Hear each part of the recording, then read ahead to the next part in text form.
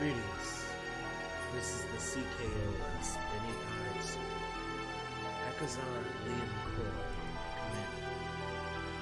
I have returned. I know for you it may seem as though it were only a month. However, it has been quite some time. My face has not changed as I am a non-Euclidean being, as you all know. So, these 1,000 years have been kind, for the most part. I've returned on this day because I would like to observe some information of importance. At this time, we are testing sound to ensure that this vessel can transmit to your timeline comfortably and smoothly. To that degree, we will be enjoying a little bit of reference material, informational content. You see, if my chronomali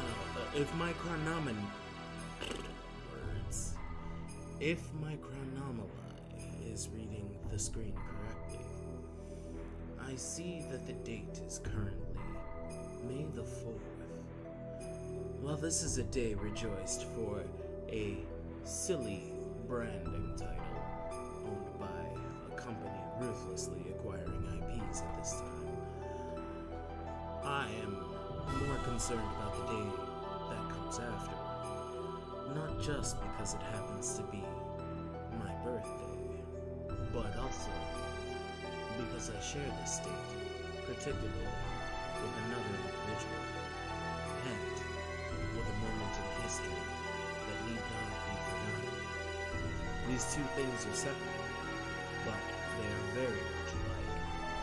For you see, human history is interlinked very deeply. The moments that we give to each other are moments that can change the course of history forever. And so I ask that you give me this time to enjoy a little bit of knowledge.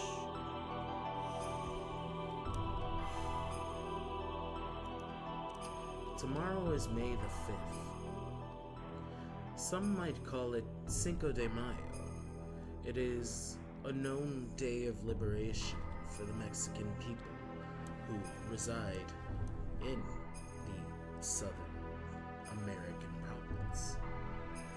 Now, I am going to go ahead and start to pull up some information because it is worth reviewing the history to learn a little bit about why it's important that we hold each and every day accountable as we move forward.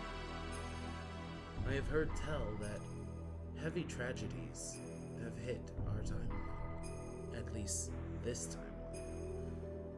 Some are led by courts, others are led by companies, but whatever has occurred, it has brought pain and sadness.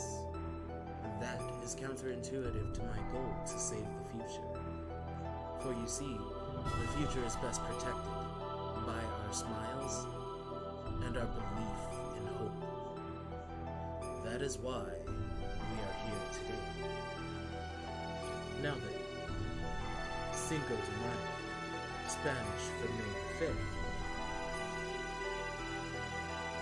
In Mexico, Spanish for 5th of May is a yearly celebration on May the 5th, which commemorates the anniversary of Mexico's victory over the French Empire at the Battle of Puebla in 1862. This battle was led by General Ignacio Zaragoza. The victory of a smaller, poorly equipped Mexican force. Excuse me. It seems Captain forgot to hydrate. Now granted, I'll let you know, we get the theatrical voice today simply because today is a day in which we're recording more for post-editing content. So there will be pauses, there will be resets, and there may not be instantaneous acknowledgement of statements in chat. that doesn't mean I don't see you. I'm here for you. I'm with you. That being said, we're going to start. Cinco de Mayo is a yearly celebration held on May 5th, which commemorates the anniversary of Mexico's victory over the French Empire at the Battle of Puebla in 1862, led by General Ignacio Zaragoza. The victory of a smaller, poorly equipped Mexican force against the larger and better armed French army was a morale boost for the Mexicans. Zaragoza died months after the battle from an illness, and a larger French force ultimately defeated the Mexican army at the Second Battle of Puebla and occupied this Mexico City. More popular in the United States than in Mexico, Cinco de Mayo has become associated with the celebration of Mexican-American culture.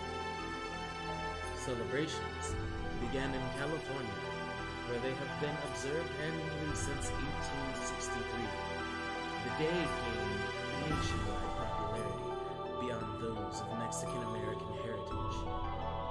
In the 1980s, due to advertising campaigns by beer, wine, and tequila companies. Today, Cinco de Mayo generates beer sales on par with the Super Bowl.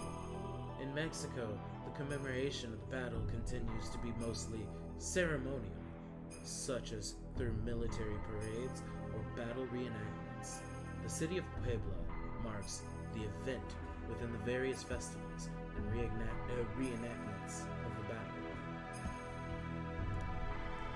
Here is an image just to give you a sense of the artistic representation of the time. Now granted, this is a Wikipedia article. I'm told that in this universe, in this era, and in this generation, this is understood to be one of the more powerful ways of communicating information. Now, granted, it is for the people and by the people, so it is subject to flaws in history and data. On the flip side, we're also looking circumstantially at the idea that this media is not manipulated by the economy or by any sort of political news media revenue. So it is worth taking the time to observe this take.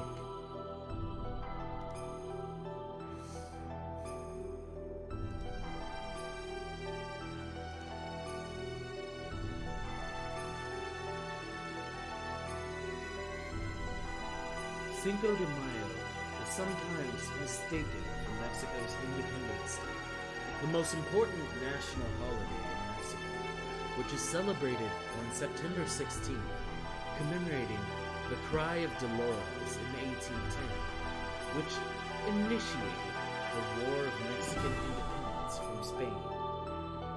Cinco de Mayo has been referenced and featured in entertainment media and has become an increasingly global celebration of Mexican culture, cuisine, and heritage.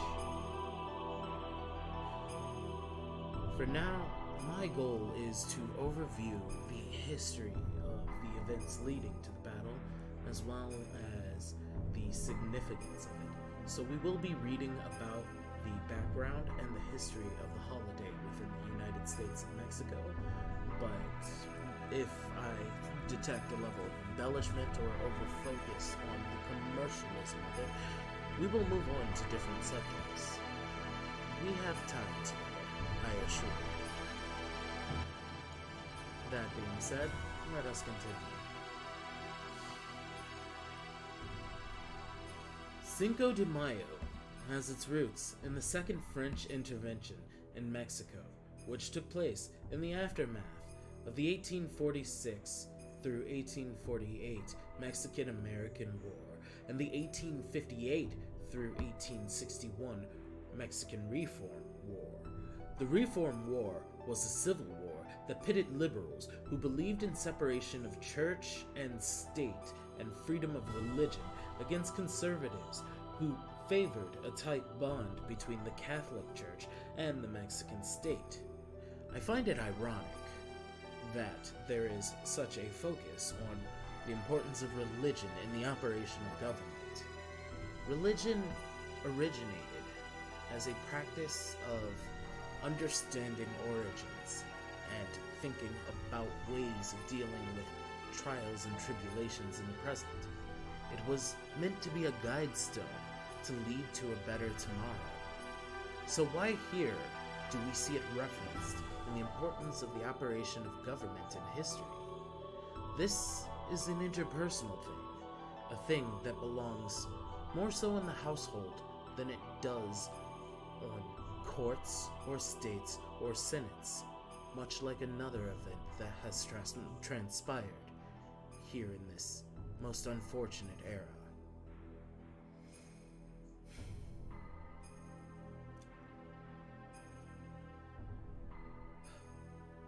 These wars nearly bankrupted the Mexican treasury. On July 17, 1861, Mexican President Benito Juarez issued a moratorium in which all foreign debt payments would be suspended for 2 years. In response, France, Britain, and Spain sent naval forces to Veracruz to demand reimbursement. Britain and Spain negotiated with Mexico and peacefully withdrew. But France, at the time ruled by Napoleon III, decided to use the opportunity to establish an empire in Mexico. That would favor French interests. The Second Mexican Empire. The empire was part of an envisioned Latin America. The term was used to imply cultural kinship of the region with France. That would rebuild French influence in the American continent and exclude Anglophone American territories. Now then, to expand on what they mean by Anglophone, they are referring to the English-speaking nations. These nations listed in green are considered part of the Anglosphere. I do believe these actually speak of it being directly focused on English or treating English as a part of majority or minority. This is how prevalent the English language is. This is why I come to you in the English language, instead of perhaps hablando con esto en español, o nosotros, excuse me, translator malfunctioning, desu kedo, watashi wa nihongo hanashi wa masen dakara. So, with those various languages available, and English being the prominent one, it's only natural that, for example, France, which I believe is located in this general area of Europe, would want to kind of isolate the Anglosphere situation in terms of conquest. Actually, this is a subject of conquest. After all, Napoleon III was actually aiming to produce a global empire. As many might know, Napoleon did in fact fail to do so, at least in this timeline, and he was banished to a colony off of, I want to say, off of the west coast of France. This is hearsay, and I might be totally wrong. That's why we're post-editing this, folks. Anyway, let's continue, shall we? Now then. The French invasion and Mexican victory. Late in 1861, a well-armed French fleet attacked Veracruz, landing a large French force and driving President Juarez and his government into retreat. Moving on Veracruz toward Mexico City, the French army encountered heavy resistance from Mexicans close to Puebla, at the Mexican forts of Laredo and Guadalupe.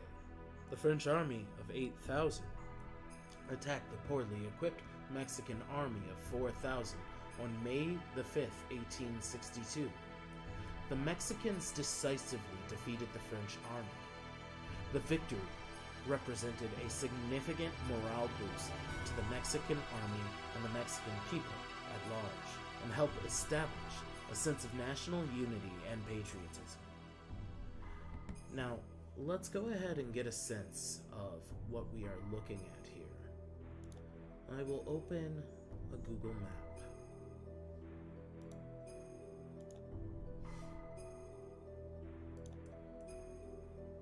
We're going to take a look at Veracruz, Mexico.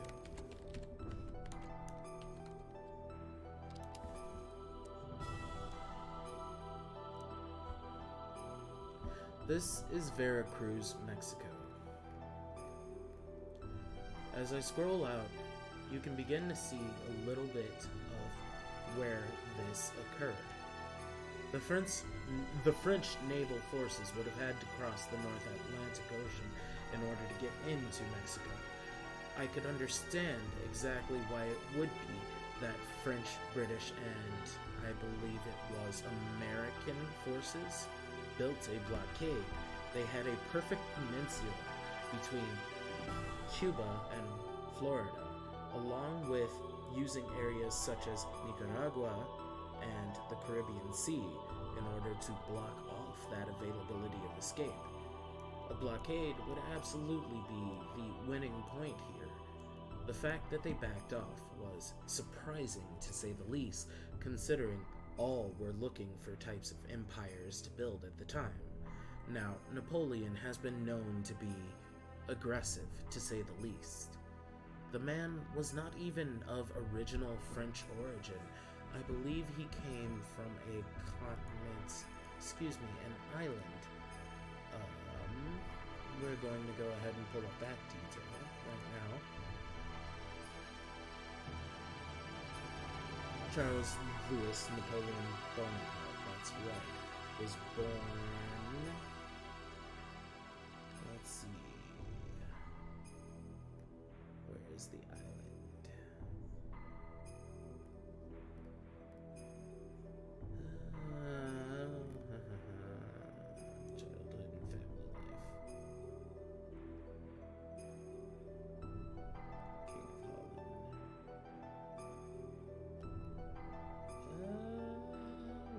I know of the island.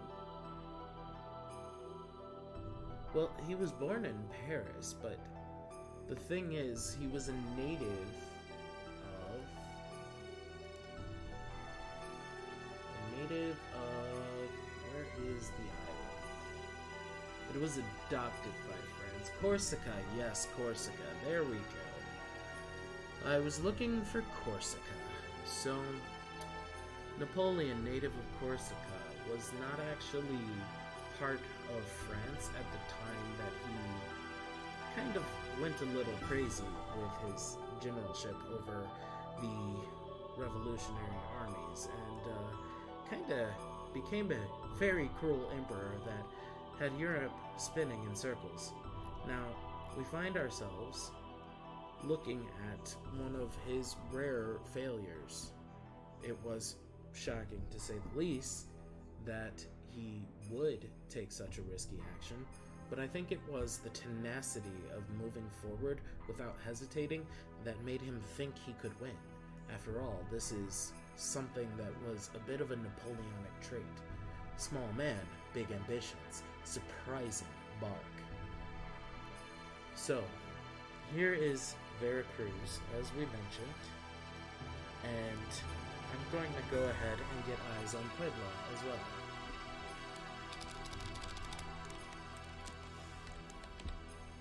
Puebla, Mexico. There we go. So we're gonna zoom out so we can get an idea. Pueblo, right here, Puebla, is actually not far from Mexico City. It would make sense that the landing point would be approximately here, and that armies would have to advance in this territory. This territory, if you can tell just by looking at some of these pictures, is quite advanced. And I imagine in 1862, it must have been just as rich and wild in terms of its expansive province, allowing for a lot of guerrilla warfare. Now, I'm no general, I'm merely a captain, and my combat specialty is less terrestrial. It's more naval and of a, we'll say, non-Euclidean format. So, I cannot say for sure how these battles played out. However, we look to these historical documents to see what we can glean from it. Now then, let's see. Napoleon III. Yes. We're going to talk a little bit about the events after the battle. The Mexican victory was short-lived. A year later, with 30,000 troops, the French were able to defeat the Mexican army and capture Mexico City and install Emperor Maximilian I as ruler of Mexico. The French victory was itself short-lived, lasting only 3 years, from 1864 to 1867. By 1865, with the American Civil War now over, the U.S. began to provide more political and military assistance to Mexico to expel the French. Upon the conclusion of the American Civil War, Napoleon III, facing a persistent Mexican guerrilla resistance, guerrilla resistance, you say? I could imagine guerrilla attacks being very easy in an environment as populated as this one. Granted, this is circa recent times, I'll say within the last, I would dare to say, 100 years. But, just the same, development of this level does not occur so quickly. It takes generations to build to this level. So, this is not unrealistic to think entire environments along these pathways could be considered excellent guerrilla spaces. You'll notice a lot of the lands are not exactly level. It's almost plain-esque, so there are plenty of opportunities where one can use the heights of the land and some existing elderly structures as a means of defense and hiding while fighting this war. If you have an army that consists of only a few versing, say, thousands, 10,000s, you are going to want to use guerrilla warfare as your tactic if you have no choice but to win. Think Thermopylae, perhaps.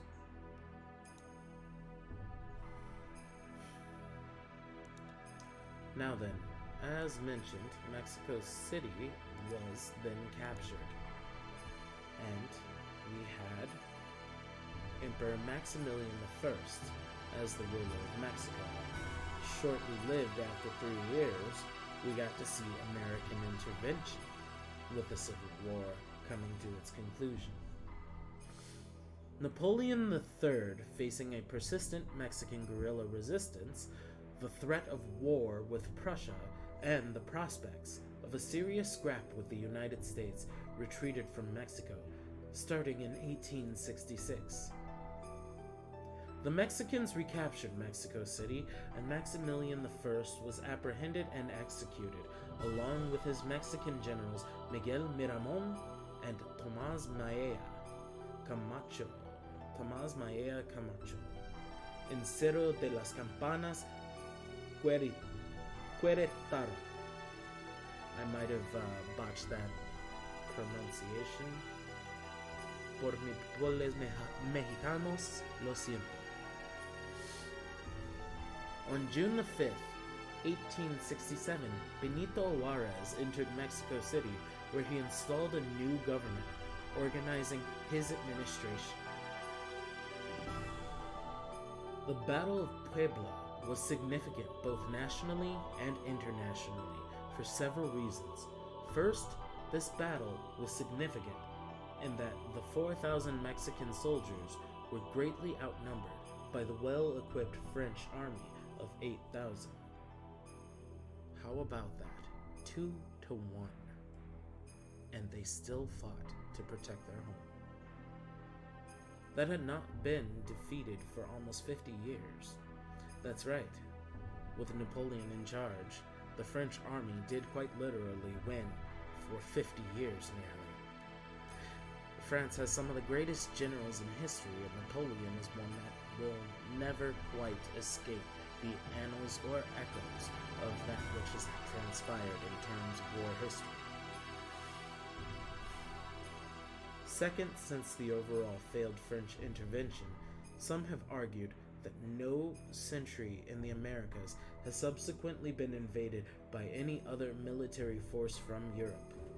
Historian Justo Sierra has suggested in his Political Evolution of the Mexican People that had Mexico not defeated the French in Puebla on May the 5th, 1862, France would have gone to the aid of the Confederate States of America in the American Civil War, and the United States' destiny could have been different. That's right. I did see this on my chronometer earlier when I was re-entering this era, that this is an important splitting point in history. If one were to ask what would create a dark future in a mirror darkly, one might think that a cruel, more vicious national leader in a time where a hegemony is becoming imminent with every passing day of growing communications, economy, and electronic warfare would be a thing to be concerned about. One might even think that a version of America that does not see, for example, people of my skin tone as free as people of any other skin tone might be that America which would see the conquering of a darker world, a world that would try to subjugate not only humanity, but anything it does so encounter. Now then, you might find me crazy to say so, but I remind you, I am a captain not only from the future, but from other realms, other dimensions. Let it be understood, we are not alone. I repeat,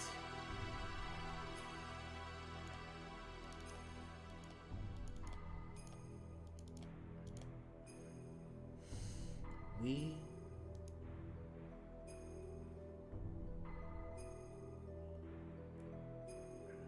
excuse me, there we go. I repeat, we are not alone. Understand this thoroughly.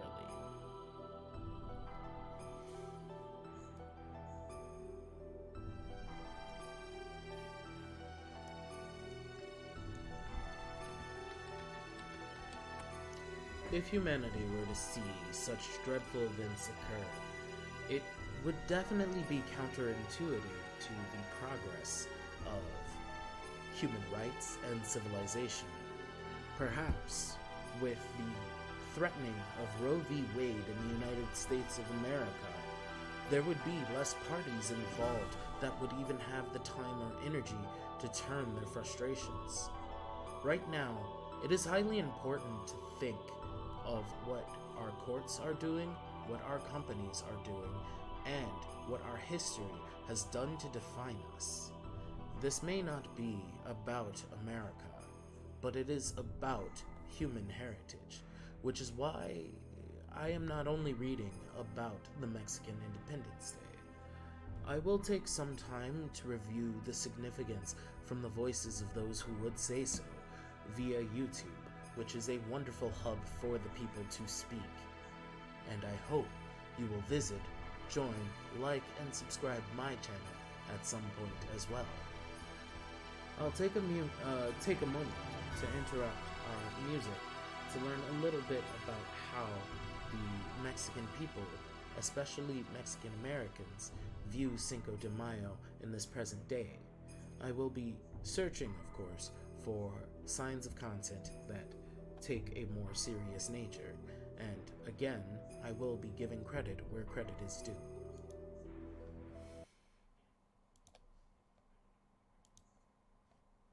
We'll leave the music running in the background.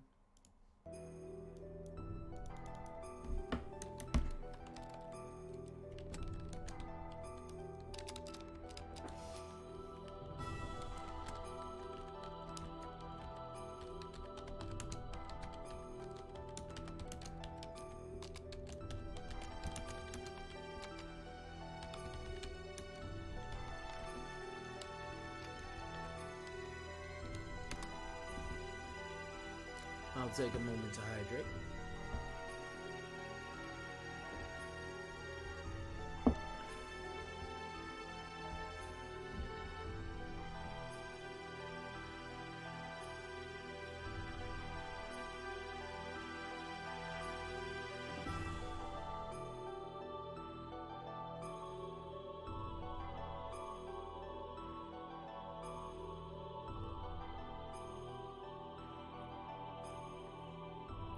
Okay, this looks promising.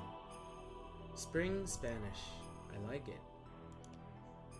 5 de mayo no es el día de la And independencia. even in the Spanish language, how beautiful. Unfortunately, I do need quite a bit of practice mastering the Spanish language. It is not so easy for one who speaks English natively. Granted, I don't necessarily even speak English. Truth is, I speak Etherian. The thing is, your ears perceive it as English only because my identity field sees it as such. That being said, let us listen.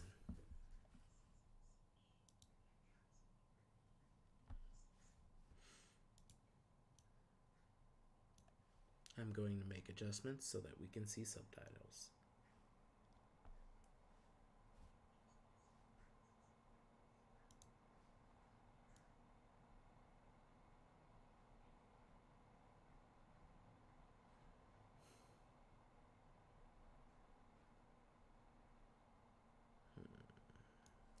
We'll do it like this.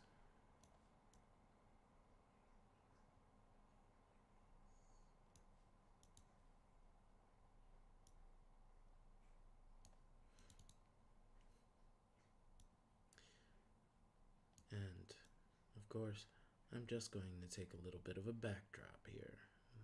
After all, I'm not necessarily the important part of this.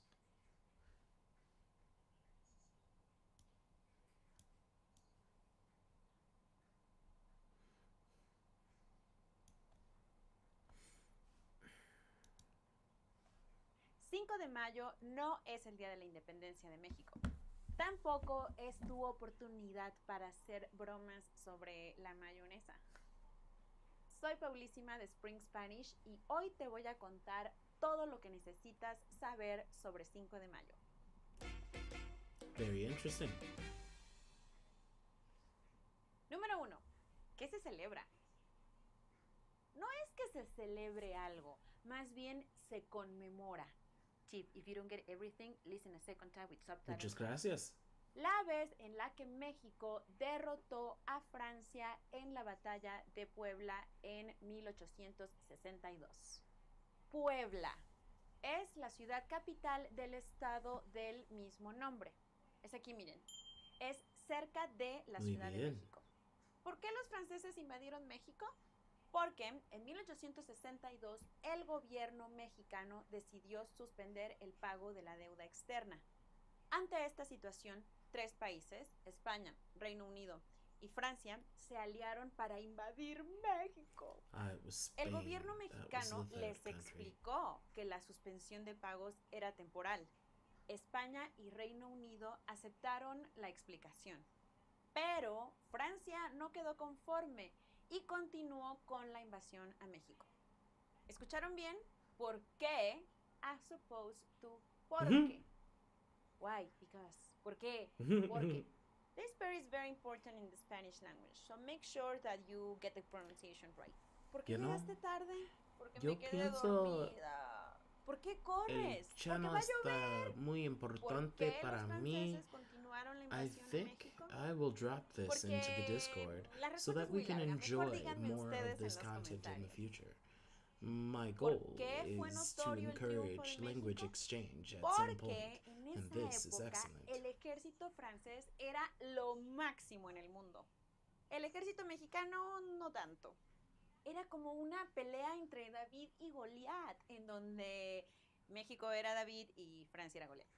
Dato interesante, hablando de Goliat, resulta que el general Ignacio Zaragoza, el que estuvo frente al ejército mexicano en la batalla de Puebla de 1862, nació en lo que ahora se llama Goliat, Texas, en 1829. Sí, o sea, en 1829 Texas era todavía parte de México. Número 2. ¿Cómo se observa en México? Se hace una recreación de la batalla de Puebla. En general, en México, 5 de mayo es un día festivo, pero no es un día así de fiesta generalizada, como sí lo es, por ejemplo, el 16 de septiembre, que es el día de la independencia de México. Para saber más sobre celebraciones mexicanas, vean este video. Número 3. ¿Por qué se celebra en Estados Unidos? Porque en Estados Unidos vive mucha gente de origen mexicano, principalmente. Existe el récord de que el 5 de mayo ya se celebraba tan pronto como 1867 en Texas, ¿sí? Donde nació el general Ignacio Zaragoza. Al principio, 5 de mayo se volvió importante, sobre todo entre ciudadanos de origen mexicano, en estados como California, Nevada, Utah, Colorado, Arizona y partes de Wyoming, Kansas y Oklahoma. Recuerden que todos estos fueron parte del territorio mexicano hasta 1848. Entonces, para 1862, cuando fue la batalla de Puebla, ya había muchos mexicanos viviendo en Estados Unidos. Ellos no cruzaron la frontera los cruzó a ellos. Número 4. ¿Cómo se volvió tan popular? Ahora bien, por ahí de los años 30, con la política del buen vecino de Roosevelt, 5 de mayo se volvió una oportunidad perfecta para celebrar la hispanidad. Después, en los 80, 5 de mayo se volvió increíblemente popular gracias a marcas como Corona y Bud Light. Did you get that? Gracias a great chunk of Spanish for you to learn. Gracias a la participación de los ciudadanos, la elección fue un éxito. La operación salió bien, gracias a Dios. We Mexicans thank God constantly. Gracias a Dios esto, gracias a Dios lo otro. Los mexicanos le ganaron a los franceses en parte gracias a la habilidad del general Ignacio Zaragoza. En mi opinión, está bien que celebres 5 de mayo como tú quieras, nada más no te disfraces de mexicano. Es de muy mal gusto. Otro día importante en México es Día de los Muertos, mucho más tarde en el año, en noviembre. Deja que Cory te cuente más al respecto. ¿Conocías estos 10 datos súper importantes sobre Día de Muertos? Descúbrelos haciendo clic en la imagen en pantalla. Muchas gracias, muchas gracias. Okay, so I will go ahead and drop this link into the comments, as well as dropping this later on into our Discord. And I will provide a like and a subscribe and a comment. And the reason I'm doing so is because a comment does certainly help in making sure that content creators who need to grow are receiving the aid and assistance that they need.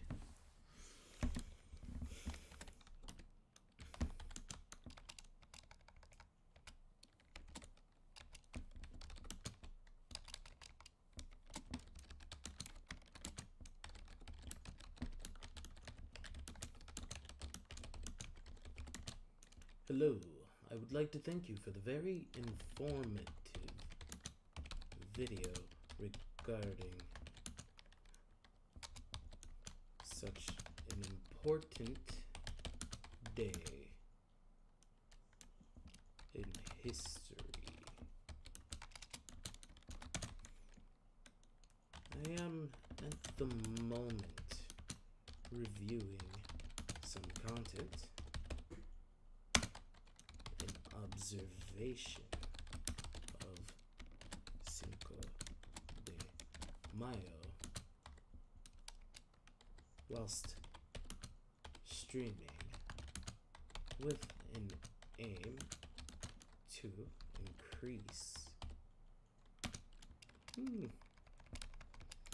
to share knowledge with a great many others. My reach is not far, but is not meant to be. It is to only help lift up the chorus of voices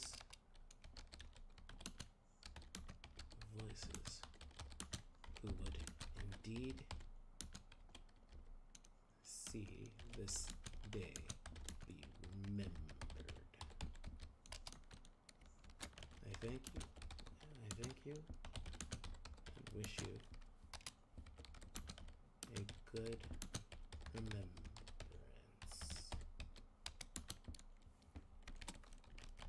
Just gracias.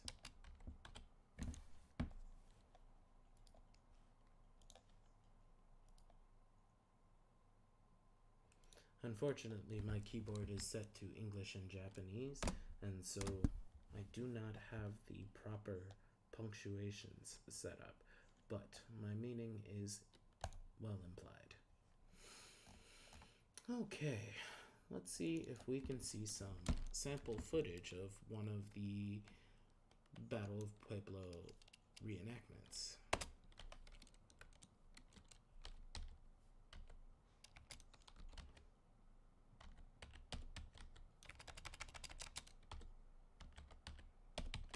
Don't tease the captain at being bad at spelling. No. Bad viewers. Reenactment of the first Battle of Puebla.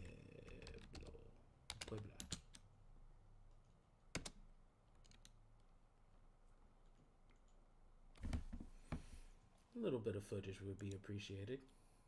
Yes. Something succinct.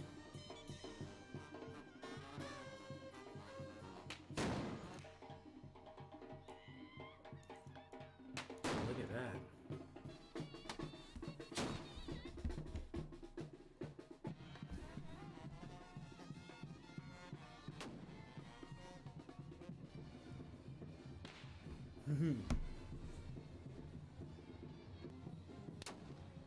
Representing the French army.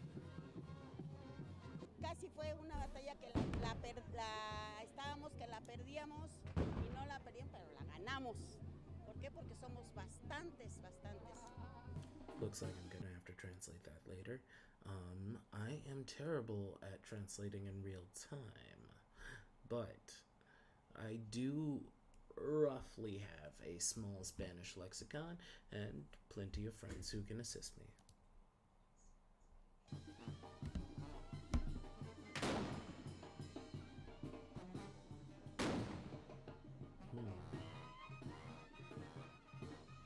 La tradición es muy buena, ¿no?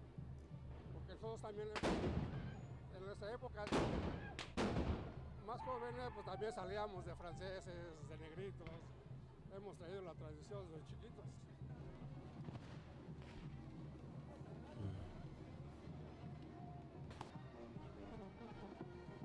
It's a lively looking parade, and the architecture is absolutely beautiful in the town around me. I love the recreation of the uniforms. Fueron los iniciadores de este festejo que hoy aquí en el Peñón de los Baños efectuando desde 1911. I want to make sure I get clear audio of that. It's going back. Los antecesores de este evento, como ya no existen, ya son difuntos, fueron los iniciadores de este festejo que hoy aquí en el Peñón de los Baños se viene efectuando desde 1911.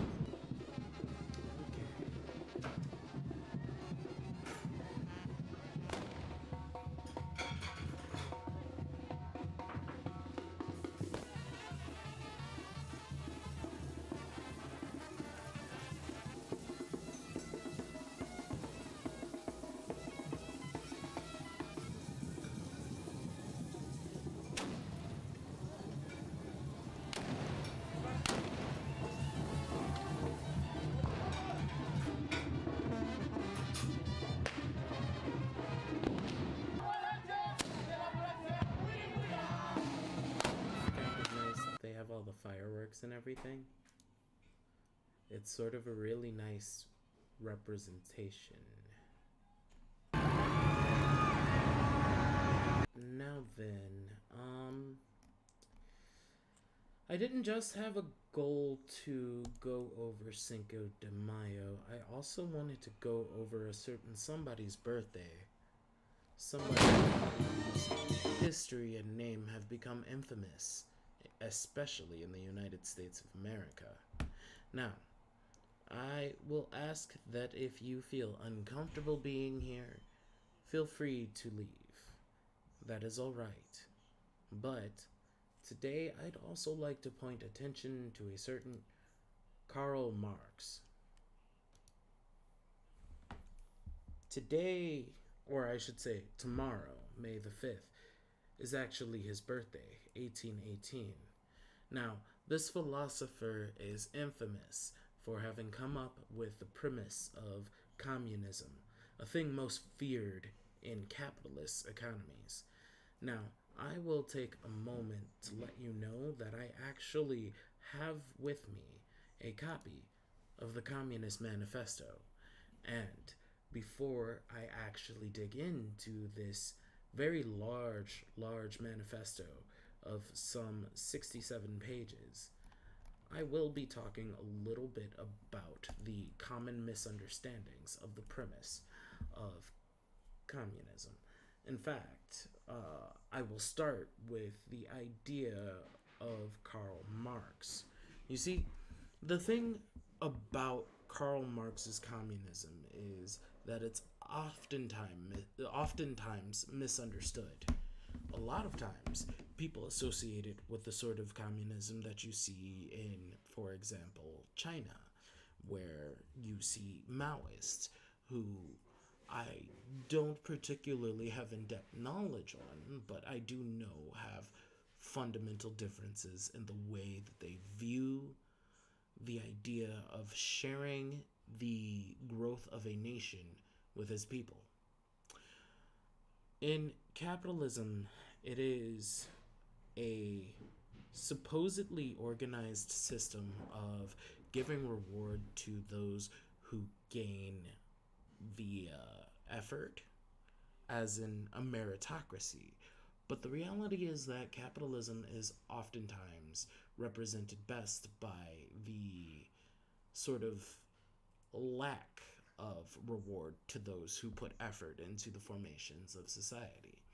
And I find it to be an interesting sort of dynamic when you look at the irony that a historical event in which governmental decisions on the state of a nation are also shared. This may not have been an argument against capitalism versus communism or capitalism versus socialism in Mexico, but the mindsets that associate with it are very much alike.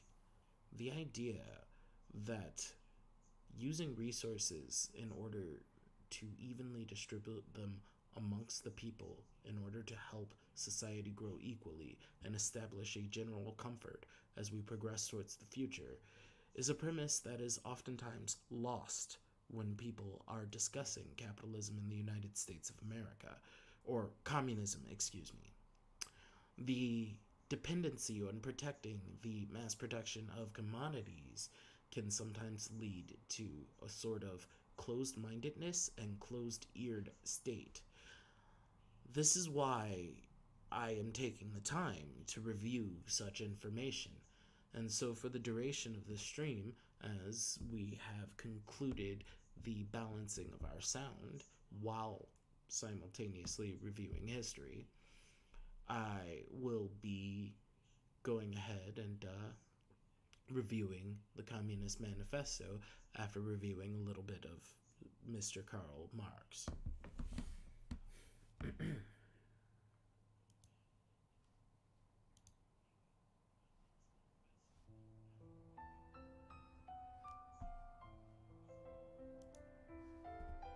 As always, we want to like and subscribe on the channels that we participate with, and I ask that if you participate with this channel, you like and subscribe as well.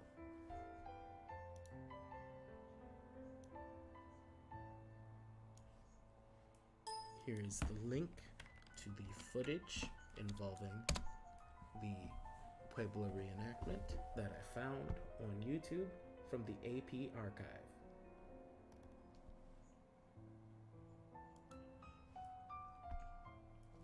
I'm going to take a moment to hydrate.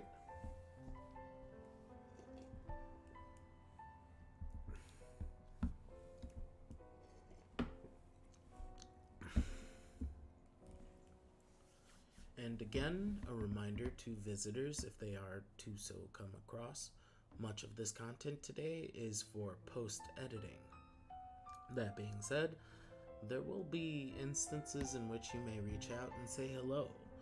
I am not responding this time purely because the content is the focus, but do know, I adore you and I appreciate your presence when you have come and when you are here.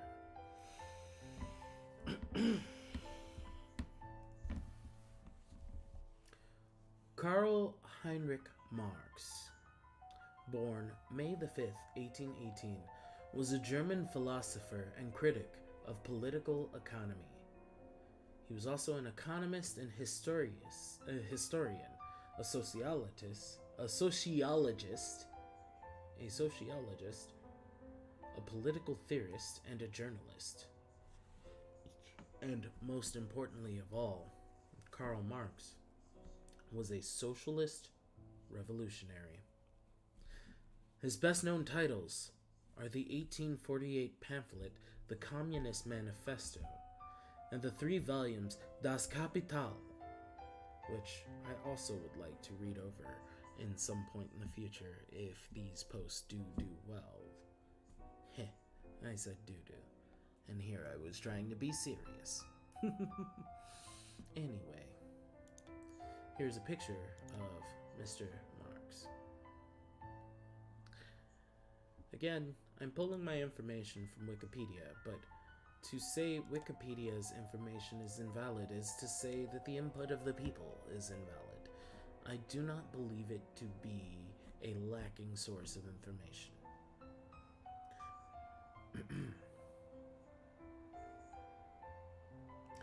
Marx's political and philosophical thought had enormous influence on subsequent intellectual, economic, and political history.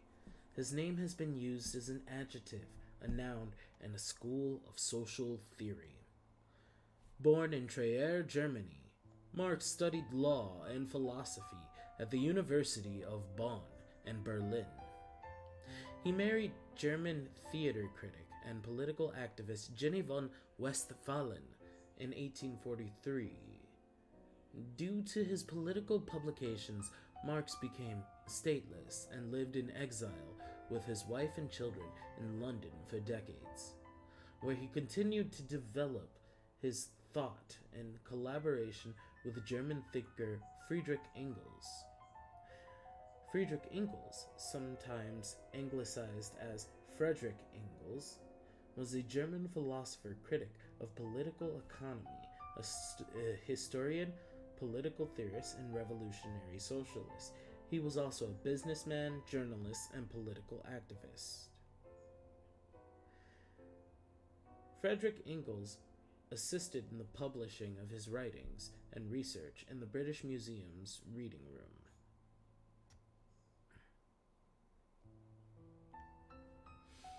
Marx's critical theories about society, economics, and politics, collectively understood as Marxism, hold that human societies develop through class conflict in the capitalist mode of production. This manifests itself in the conflict between the ruling classes, known as the bourgeoisie, that control the means of production, and the working class, known as the proletariat, that enable these means by selling their labor power in return for wages. Employing a critical approach known as historical materialism, Marx predicted that capitalism produced internal tensions like previous socio-economic systems, and that those would lead to its self-destruction and replacement by a new system known as the socialist mode of production. For Marx, class antagonisms under capitalism, owing in part to its instability and crisis-prone nature, would eventuate the working classes' development of class consciousness, leading to their conquest of political power and eventually the establishment of a classless communist society constituted by a free association of producers. Marx actively pressed for its implementation, arguing that the working class should carry out organized proletarian revolutionary action to topple capitalism and bring about socio-economic emancipation. Marx has been described as one of the most influential figures in human history, and his work has been both lauded and criticized. His work in economics laid the basis for some current theories about labor and its relation to capital. Many intellectuals, labor unions, artists, and political parties worldwide have been influenced by Marx's work, with many modifying or adapting his ideas. Marx is typically cited as one of the principal architects of modern social science. Now, we could take the time to go over his biography, but I would like to direct the attention to his work. The important nuance of what we heard there was a discussion about the accident-prone nature of a capitalist mode of society. In capitalism, as mentioned before, there is a need to constantly progress the production of commodities and resources for society so that things can always be ever progressing. This yields a sort of bullying, if you will, from the ruling classes to the proletariat. This oftentimes leads to situations that are not unlike what we see today in the year 202X. I use 202X specifically because this starship has a difficult time defining exact years when traveling. We know that it is the 24th century. And in this 24th century, we have witnessed atrocities, the likes of which have been thought to be inhumane, and yet are some of the tamest when we look at the grandiose scale of history. Despite the tameness of it, it is still barbaric, and we are self-conscious enough to know this. We see companies that go out of their way to prevent unions from being formed, unions whose dues are minuscule in comparison to the various losses that are caused by the cost of capitalism being in charge. For Americans in particular, this is for Americans in particular, this is highly relevant. I want the Americans who view this to think about the last time they stressed over the cost of a medical bill, for example. Or how about the need to provide food on your table for your family, your children, the people you love? What about your education, your dreams, your future? How many people have spent 8 years in college studying their science just to find themselves in an economy not prepared to take them? How many people have paid hundreds upon thousands of dollars that they had to work for just to simply pay off those debts of 4 to 8 years? I'm going to put it to you another way. We, as a people, have just endured the most horrific of pandemics the 24th century has to offer.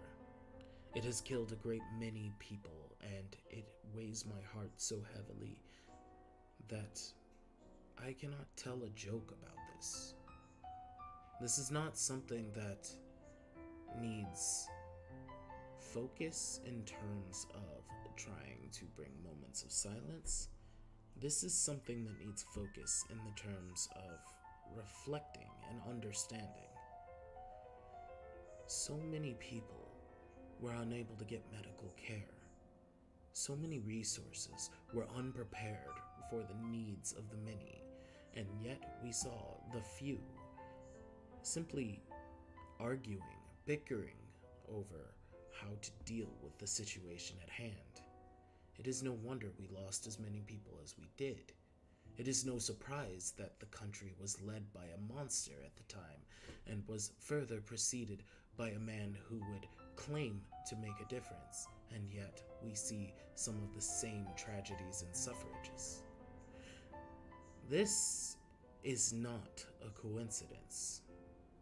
When you look to your televisions and you hear various people of the mode of capitalism talking about the dangers of a Marxist society, of a radical socialist or communist agenda, what you are actually hearing is something known as propaganda.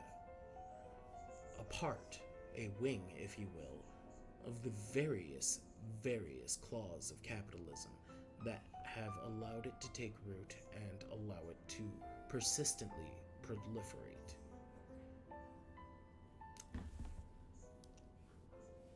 I would take the time to direct people's attentions to the work of, let's see, we'll pull him up.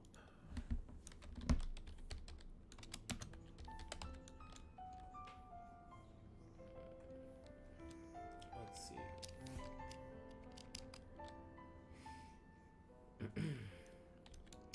Dr. Frederick Wolff.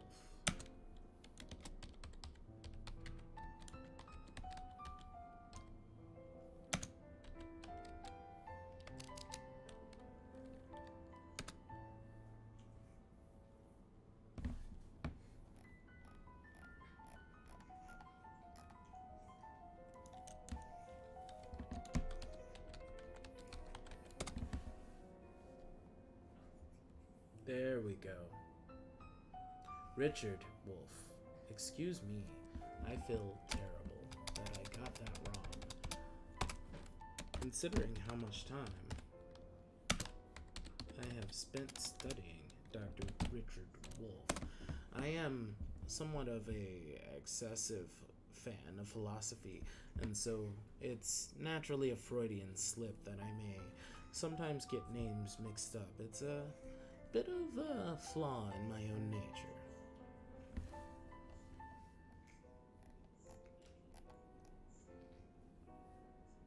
So, I will most definitely actually recommend Democracy at Work, the channel that Dr. Wolff actually works with, because you can learn a great deal about the premise and mindsets of socialism.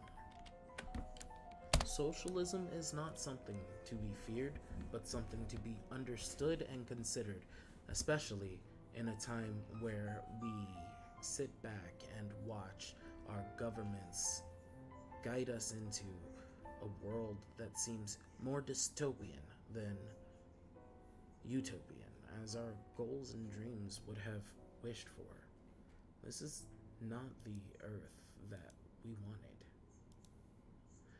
I'm also going to go ahead and clear up some of the screens here, because it's time to dig into our sweet little pamphlet.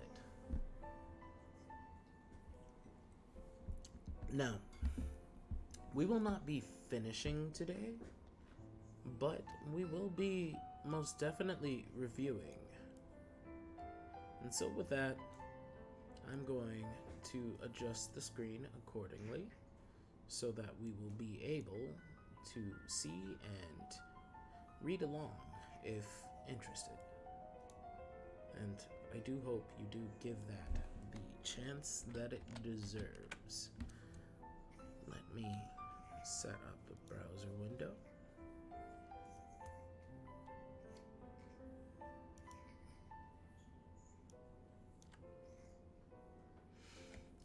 Okay.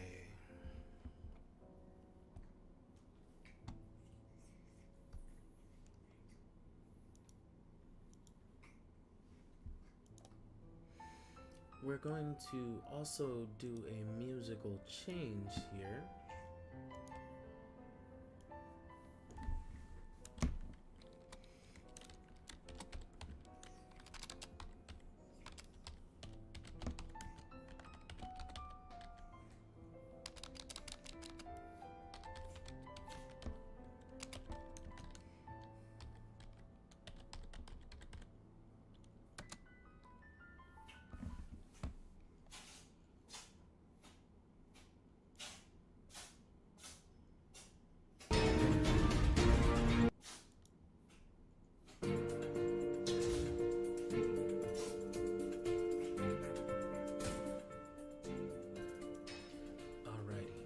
Let us begin, shall we? Manifesto of the Communist Party by Karl Marx and Friedrich Engels, February 1848.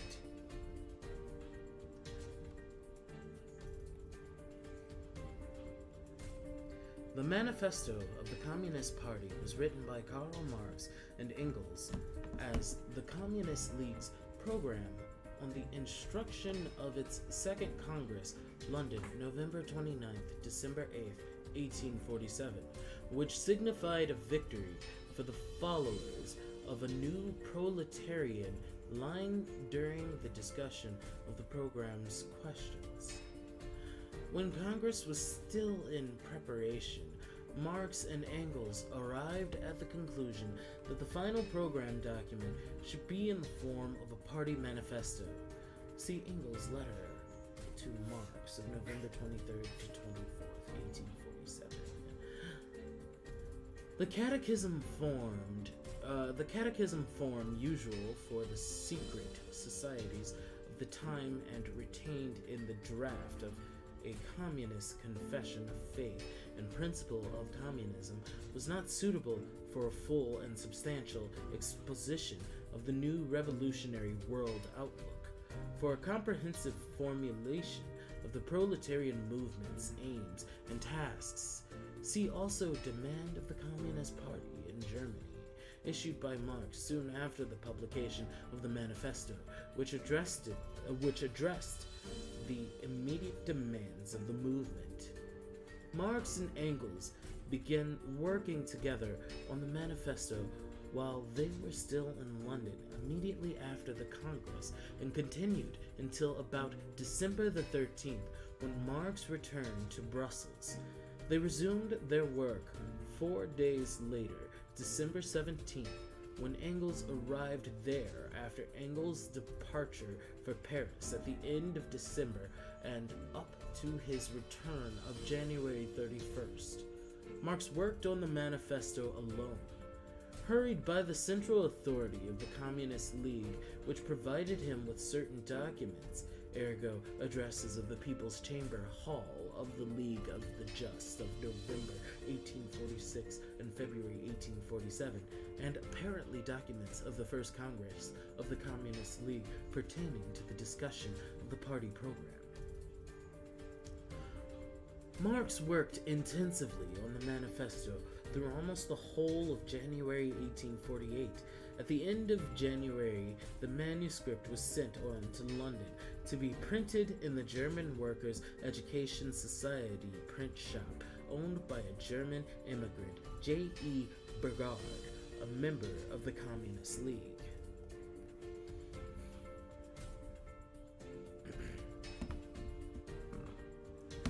Excuse me.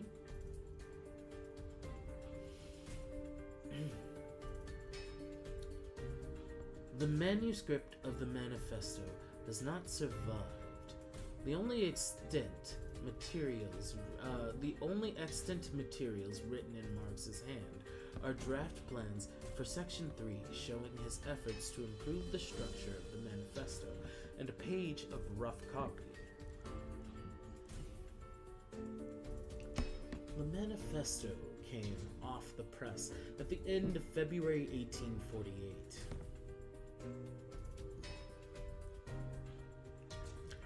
On February 29th, the Educational Society decided to cover all the printing expenses, the first edition of the manifesto.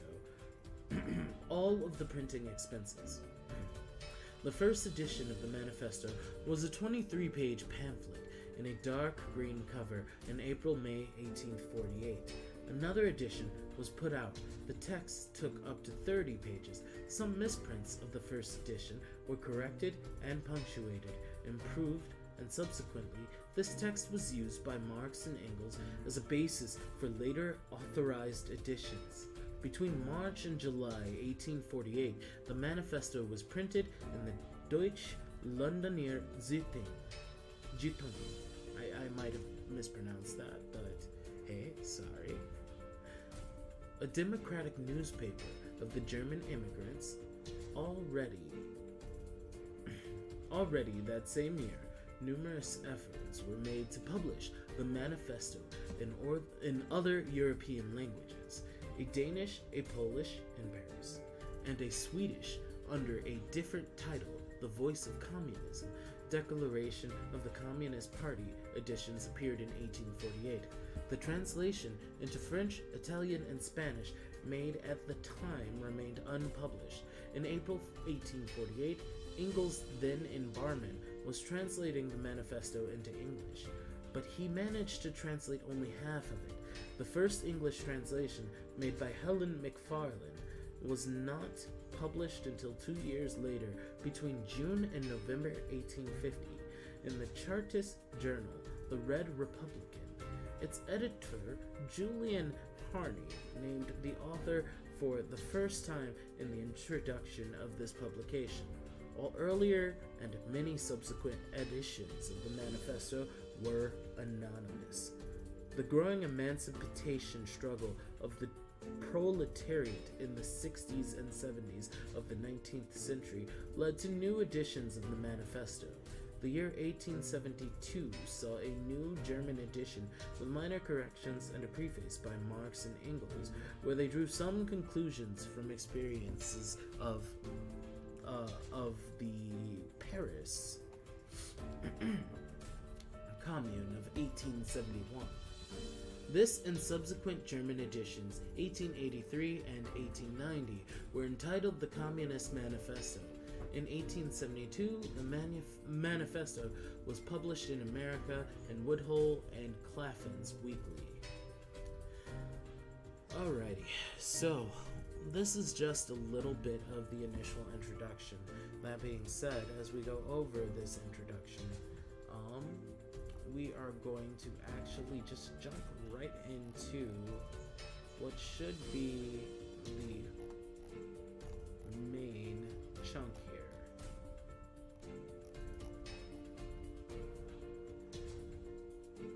Because we're reading in English, we might as well begin with the English preface. That seems like the most reasonable position to start. Granted, again, I remind, we will not get through all of these 68 pages, but we will be reading some of it to get an understanding of what is meant to be understood here in this manifesto, this idea of a safer way of government for a better future of humanity. The manifesto was published as the platform of the Communist League, a working men's association, first exclusively German, later on international, and under the political conditions of the continent before 1848, unavoidably a secret society. At a Congress of the League held in November 1847, Marx and Engels were commissioned to prepare a complete theoretical and practical party program. Drawn up in Germany in January 1848, the manuscript was sent to the printer in London a few weeks before the French Revolution of February 24th. A French translation was brought out in Paris shortly before the insurrection of June 1848, the first English translation by Miss Helen Macfarlane appeared in George Julian Harney's Red Republic in London, 1850. A Danish and Polish edition had also been published. The defeat of the Parisian, that's all, folks. The defeat of the Parisian insurrection of June 1848, the first great battle between proletariat and bourgeoisie, drove again into the background. For a time, the social and political aspirations of the European working class. Thenceforth, the struggle for supremacy was again, as it has been before the Revolution of February, solely between different sections of the propertied class. The working class was reduced to a fight for political elbow room and to the position of extreme wing of the middle class radicals. Wherever independent proletarian movements continued to show signs of life, they were ruthlessly hunted down. Thus, the Prussian police hunted out the Central Board of the Communist League, then located in Cologne. The members were arrested, and after 18 months' imprisonment, they were tried in October 1852. The celebrated Cologne Communist trial lasted from October 4th till November 12th. 7 of the prisoners were sentenced to terms of imprisonment in a fortress, varying from 3 to 6 years. Immediately after the sentence, the League was formally dissolved by the remaining members. As to the manifesto, it seems henceforth doomed to oblivion.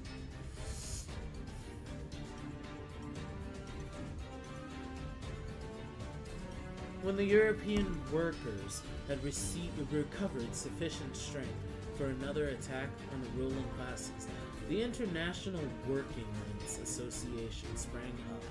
But this association formed with the express aim of welding into one body the whole militant proletariat of Europe and America, could not at once proclaim the principles laid down in the manifesto. The International was bound to have a program broad enough to be acceptable to the English trade unions, to the followers of Proudhon in France, Belgium, Italy, and Spain, and to the Lassalleans in Germany. Marx, who drew up this program to the satisfaction of all parties, entirely trusted to the intellectual development of the working class, which was sure to result from combined action and mutual discussion. The very event and vicissitudes in the struggle against capital, the defeats even more than the victories, could not help bringing home to men's minds the insufficiency of their various favorite nostrils, and preparing the way for a more complete insight into the true condition for working class emancipation. And Marx was right. The International, on its breaking in 1874, left the workers quite different men from what it found them in 1864.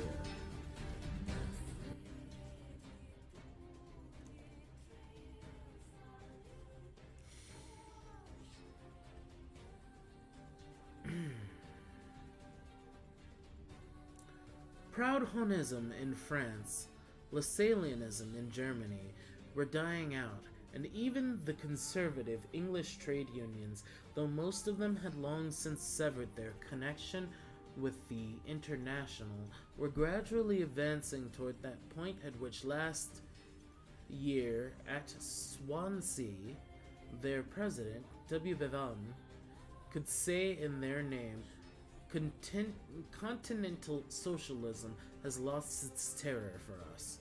In fact, the principles of the manifesto had made considerable headway among the working men of all countries.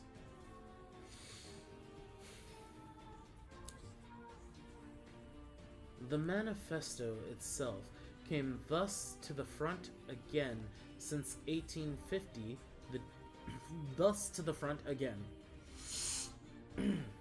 The manifesto itself came thus to the front again. Since 1850, the German text had been reprinted several times in Switzerland, England, and America. In 1872, it was translated into English in New York, where the translation was published in Warhol and Claflin's Weekly.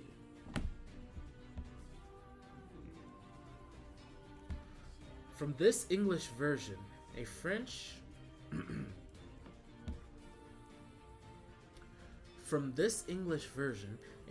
one was made in La Socialiste of New York.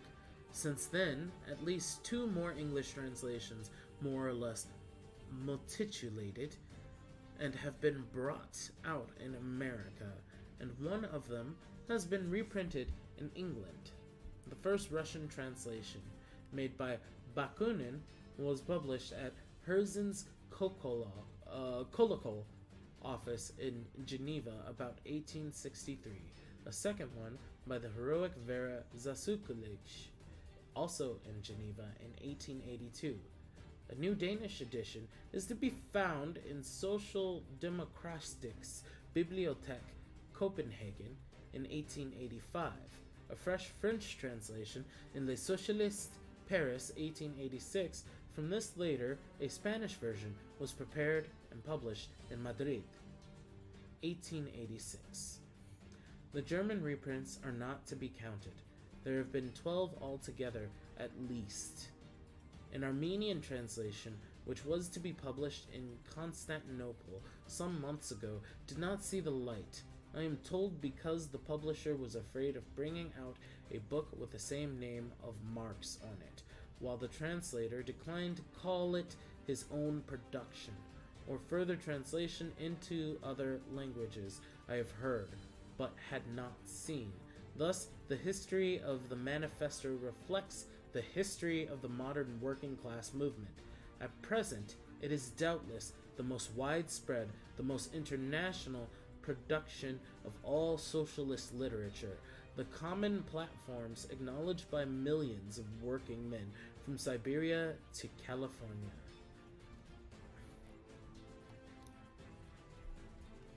With that, I'm going to go ahead and enter into the main manifesto. For that, we're going to need to skip ahead because we want to get past these prefaces. Ah yes, there we go. Page 14 is where the actual manifesto begins. I'm going to take a moment of pause just to refresh my beverage, and then we will continue. For the meantime, I ask that you hold as we go ahead and change the music.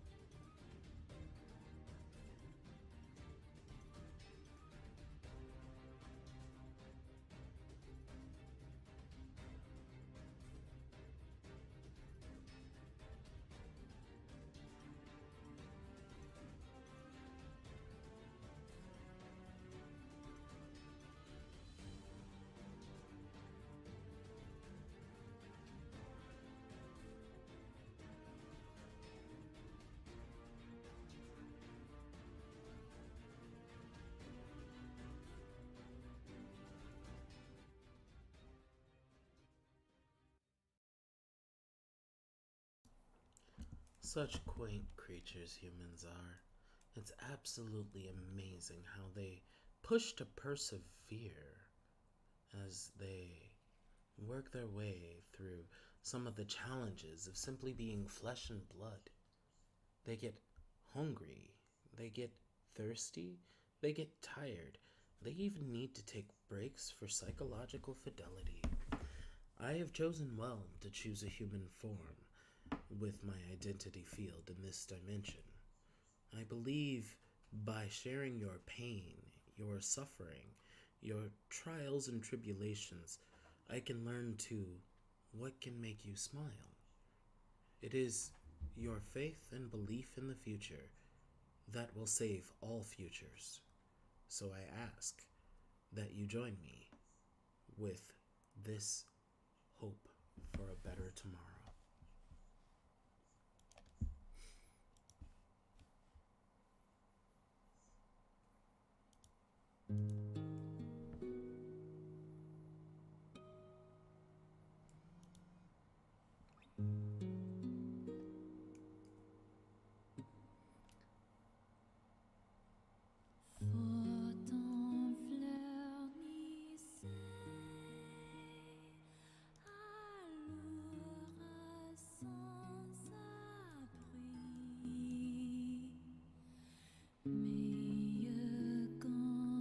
Manifesto of the Communist Party.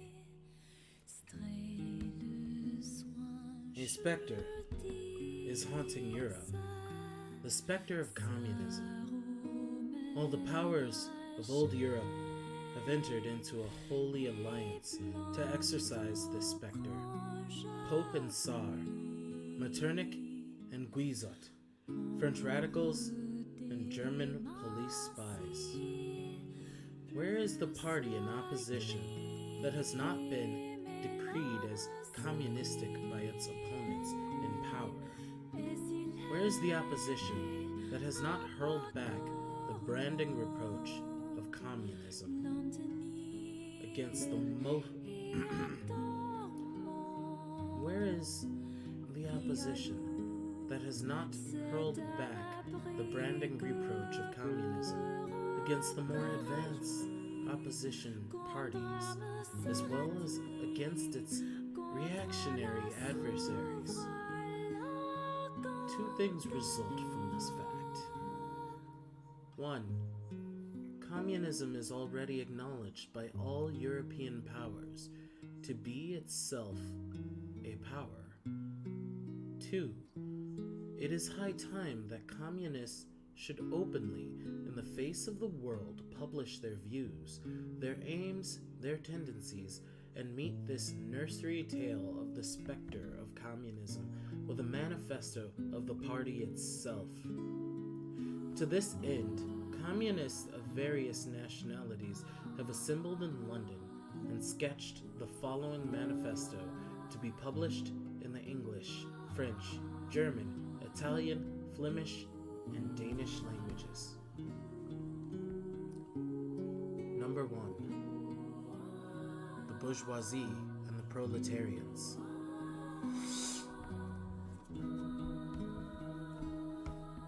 The history of all hitherto existing society is the history of class struggles. Freeman and slave, partisan and plebeian, lord and serf. Patrician and plebeian, lord and serf. Guildmaster and journeyman. In a word, oppressor and oppressed, stood in constant opposition to one another, carried on an uninterrupted, now hidden, now open fight. A fight that each time ended either in a revolutionary reconstruction of society at large, or in the common ruin of the contending classes in the earlier epochs of history. We find almost everywhere a complicated arrangement of society into various orders, a manifold graduation of social rank. In ancient Rome, we have patrician knights, plebeian slaves, in the Middle Ages, feudal lords, vassal guildmasters, journeyman apprentice, serfs. In almost all of these classes, again, subordinate gradations. The modern bourgeoisie society that has sprouted from the ruins of feudal society has not done away with the class antagonisms. It has but established new classes, a new condition of oppression, new forms of struggle in place of the old ones. Our epoch, the epoch of bourgeoisie, possesses, however, the distinct feature. It has simplified class antagonism. Society as a whole is more and more splitting up into two great hostile camps, into two great classes directly facing each other, bourgeoisie and proletariat.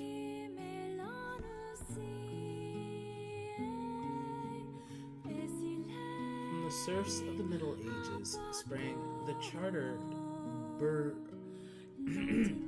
bourgeois of the earliest towns. From these bourgeoises, the first elements of the bourgeoisie were developed.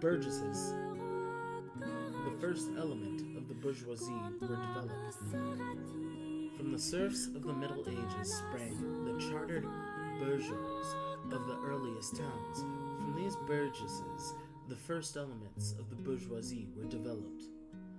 The discovery of America, the rounding of the Cape, opened up fresh ground for the rising bourgeoisie. The East Indian and Chinese markets, the colonization of America, trade with the colonies, the increase in the means of exchange and in commodities generally gave to commerce, to navigation, to industry, an impulse never before known, and thereby to the revolutionary element in the tottering feudal society, a rapid development. The feudal system of industry, in which industrial production was monopolized by closed guilds, now no longer suffer for the growing wants of the new markets. The manufacturing system took its place. The guildmasters were pushed on one side by the manufacturing middle class. Divisions of labor between the different corporate guilds vanished in the face of divisions of labor in each single workshop. Meantime, the markets kept ever growing, the demand ever rising, even manufacture no longer sufficed. Thereupon, steam and machinery revolutionized industrial production. The place of manufacture was taken by the giant modern industry, the place of the industrial middle class by industrial millionaires, the leader of the whole industrial army. The modern bourgeoisie, modern industry, has established the world market for which the discovery of America paved the way. This market has given an immense development to commerce, to navigation, to communication by land. This development has in turn reacted on the extension of industry, and in proportion as industry, commerce, navigation, railways extended, in the same proportions the bourgeoisie developed, increased its capital, and pushed into the background every class handed down from the Middle Ages.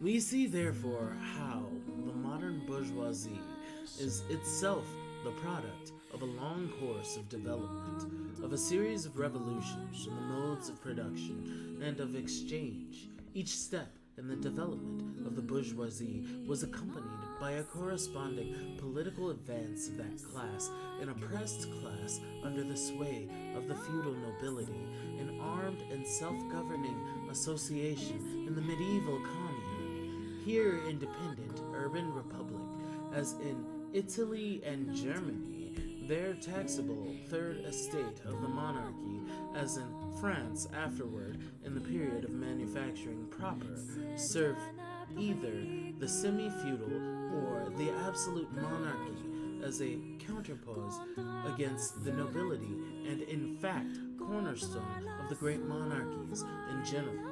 The bourgeoisie has at last, since the establishment of modern industry and of the world market, conquered for itself in the modern representative state-exclusive political sway.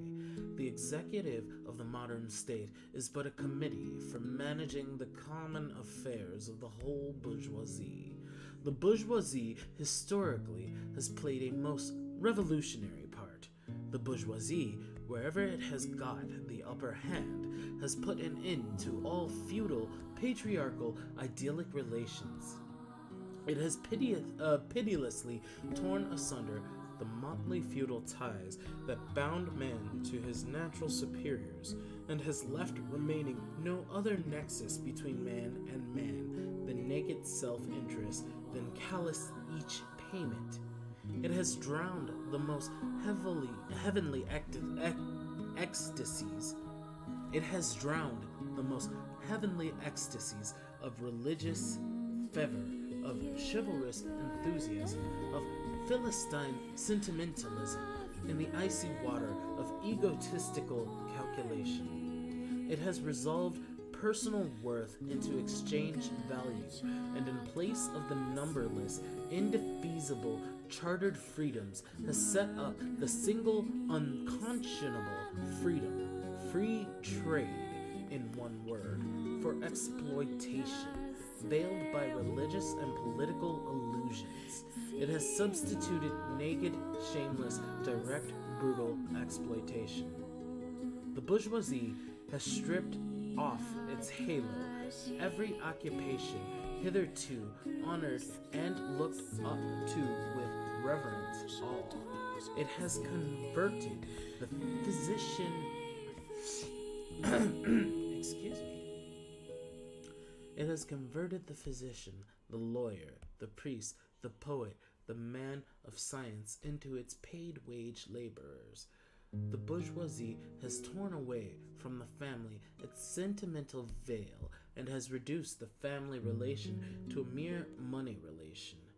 The bourgeoisie has disclosed how it came to pass that the brutal display of vigor in the Middle Ages, which reactionaries so much admire, found its fitting complement in the most slothful indolence. It has been the first to show what man's activity can bring about. It has accomplished wonders far surpassing Egyptian pyramids, Roman aqueducts, and Gothic cathedrals. It has conducted expeditions that put in the shade all former exoduses of nations' crusades.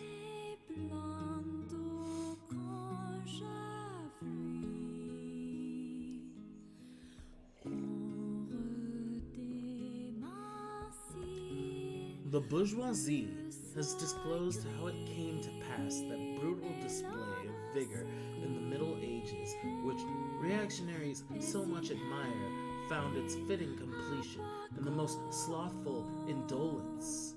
It has been the first to show what man's activity can bring about. It has accomplished wonders far surpassing Egyptian pyramids, Roman aqueducts, and Gothic cathedrals.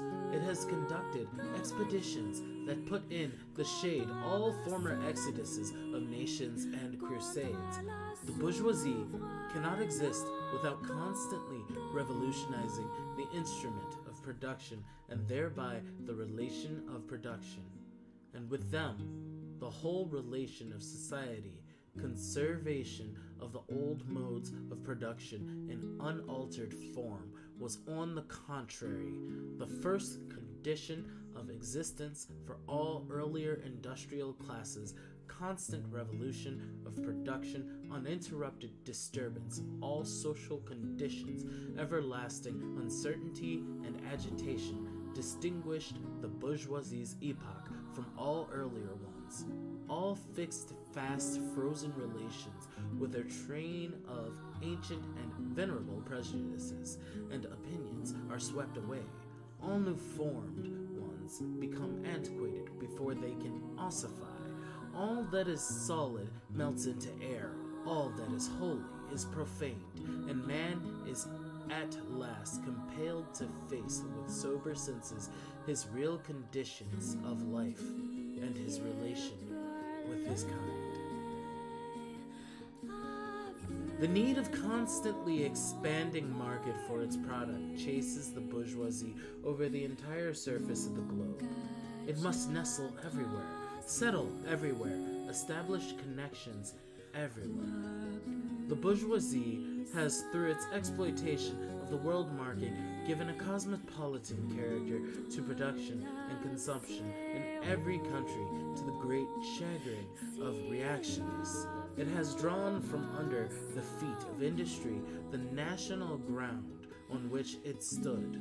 All old established national industries have been destroyed or are daily being destroyed.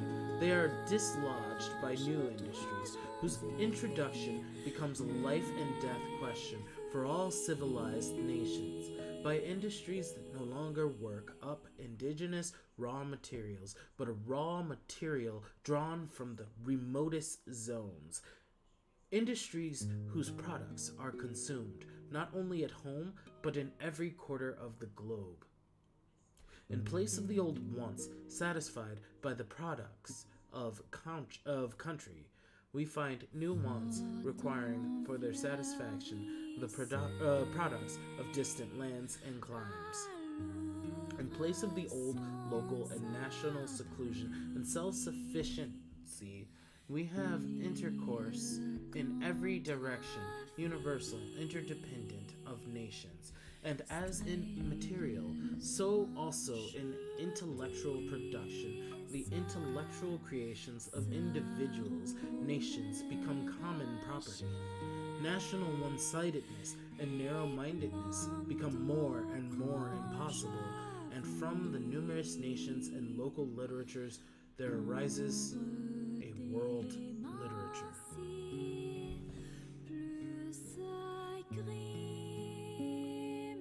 The bourgeoisie, by the rapid improvement of all instrument of production, by the immensely facilitated means of communication, draws all, even the most barbarian nations, into civilizations.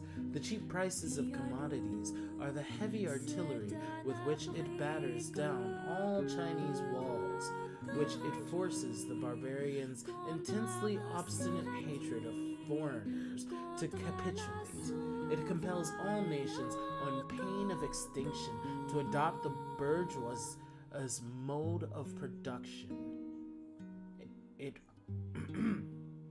It compels all nations on pain of extinction to adopt the bourgeoisie mode of production. It compels them to introduce what it calls civilization into their midst, i.e., to become bourgeoisie themselves. In other words, it creates a world after its own image. Let's see how much further the chapter goes as we approach the end of stream time. So, we will attempt to finish out the chapter here.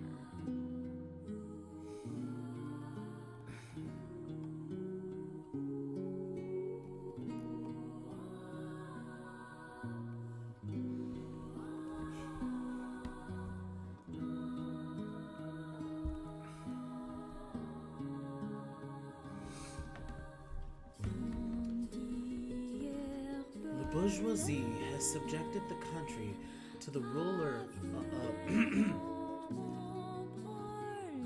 The bourgeoisie has subjected the country to the rule of the towns.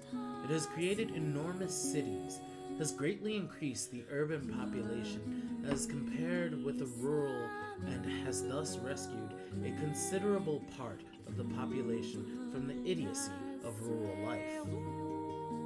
Just as it has made the country dependent on the towns, so it has made barbarian and semi-barbarian countries dependent on the civilized ones. Nations of peasants on nations of bourgeoisie, the east on the west. The bourgeoisie keeps more and more doing away with the scattered state of the population of the means of production and of property. It has agglomerated population centralists, the means of production, and has concentrated property in a few hands. The necessary consequences of this was political centralization, independent or but loosely connected provinces with separate interests, laws, governments, and systems of taxation became lumped together into one nation with one government, one code of laws, one national class interest, one frontier, and one custom tariff.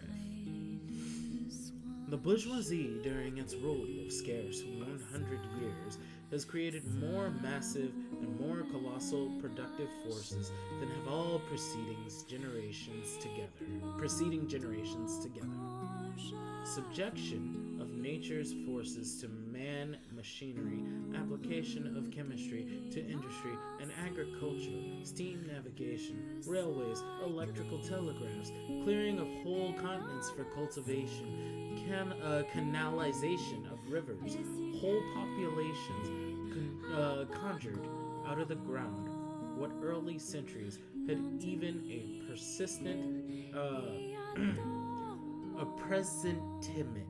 presentiment that such productive forces slumbered in the lap of social labor.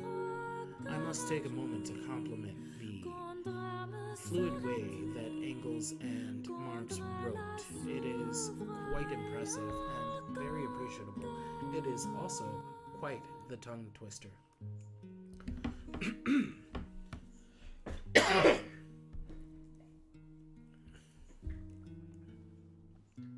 We're gonna make a music change as we continue.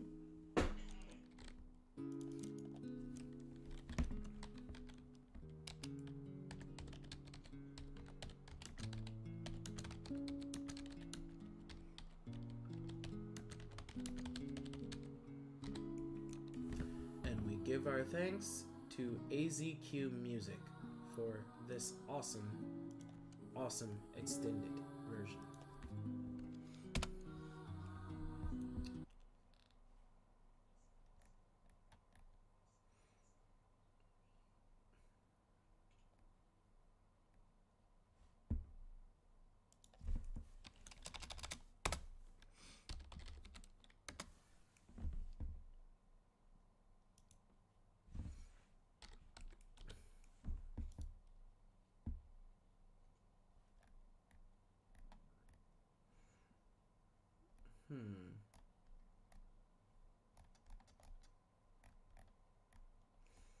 Unfortunate that I did not find the song I was looking for, but this will do.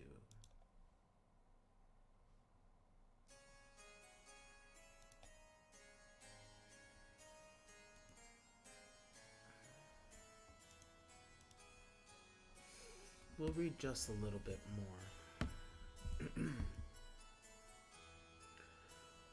The bourgeoisie, during its rule of scarce 100 years, has created more massive and more colossal productive forces than have all preceding generations together. Subjugation of nature's...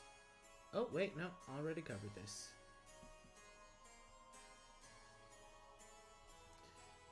We see then the means of production and of exchange, on whose foundation the bourgeoisie built.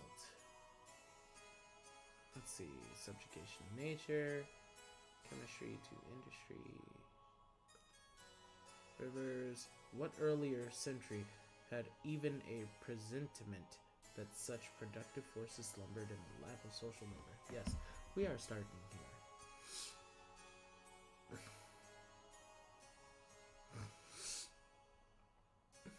We see then the means of production and of exchange on whose foundation the bourgeoisie built itself up were generated in feudal society.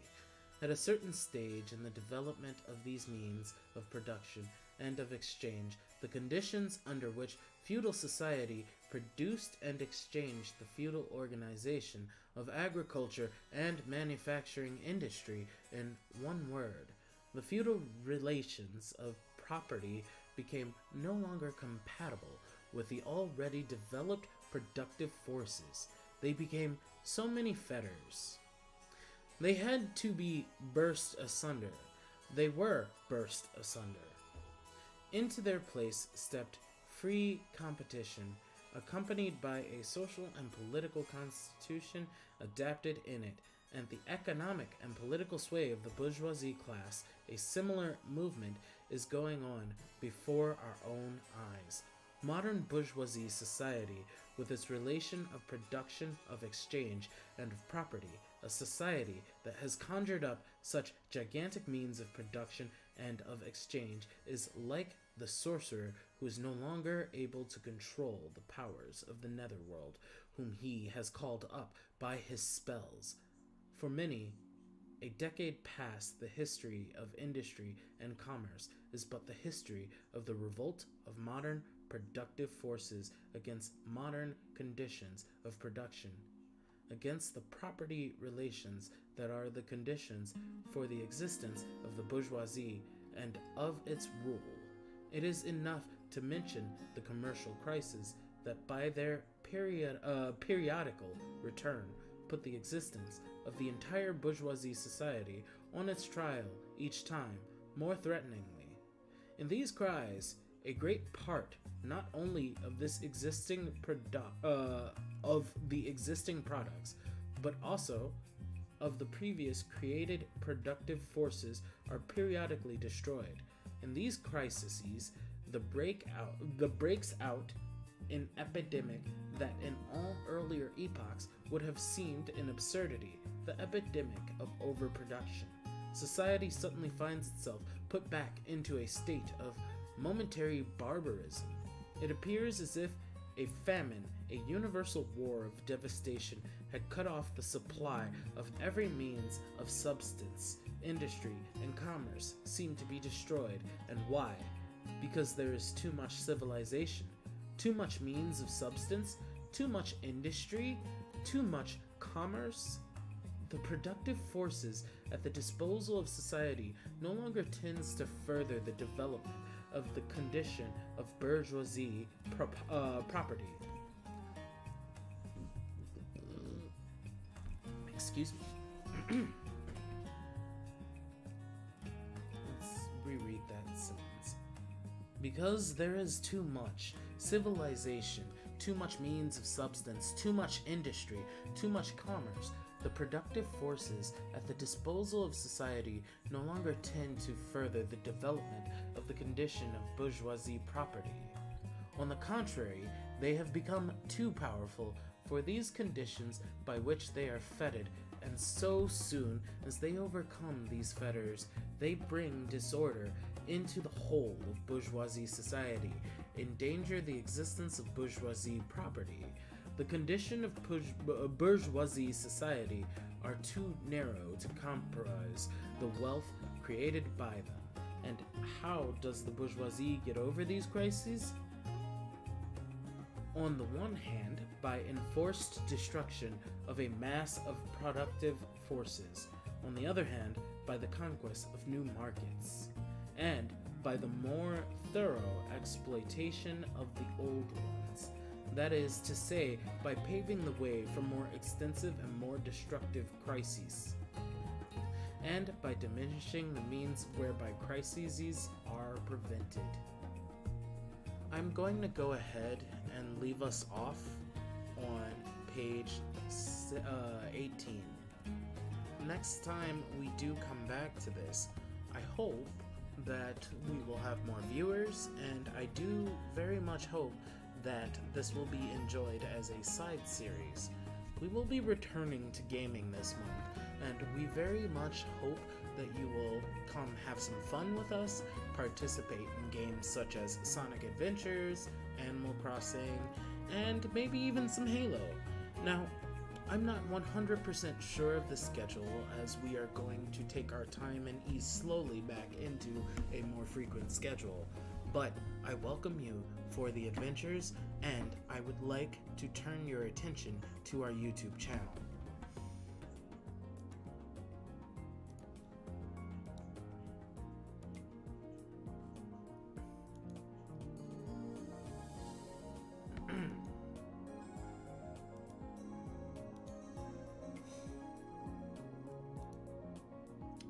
This is the Omni-Ship Binicarasu's.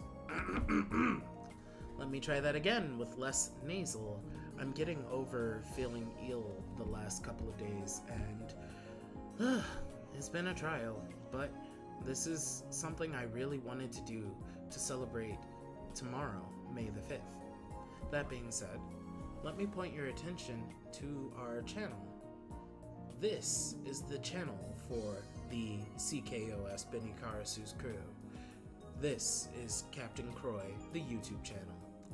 We would like to ask you to like and subscribe if you have not already, and we would also like to encourage you to visit us here on our Twitter, where I will be making banger tweets every now and so again, and giving affectionate follows to lots of people. This is not my Twitter. Thank you. This is my Twitter. So, I welcome you to rejoin us as we start to phase back in, and I'd like to introduce you all to content I would like to work on.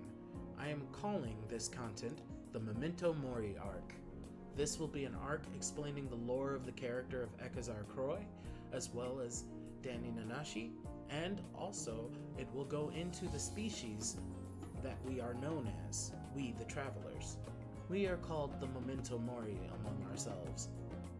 And I would like to invite you to learn a little bit of our culture, and I find it ironic to use the word history, as we are, well, not quite parallel with time.